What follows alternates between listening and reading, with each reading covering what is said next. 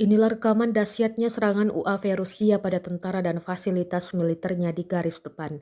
Rekamannya beredar di Telegram pada Rabu 10 Juli 2024. UAV Rusia meluncurkan puluhan granat aktif bak menciptakan hujan api. Dalam keterangan unggahan disebutkan, UAV dari Brigade Serigala Rusia menyerang benteng dan peralatan tempur Ukraina.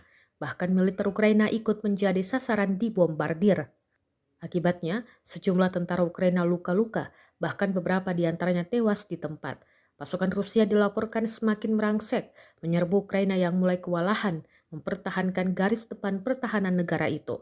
Fakta Pertahanan Atlantik Utara atau NATO pun semakin panik dan menyerukan bantuan militer segera bagi Ukraina.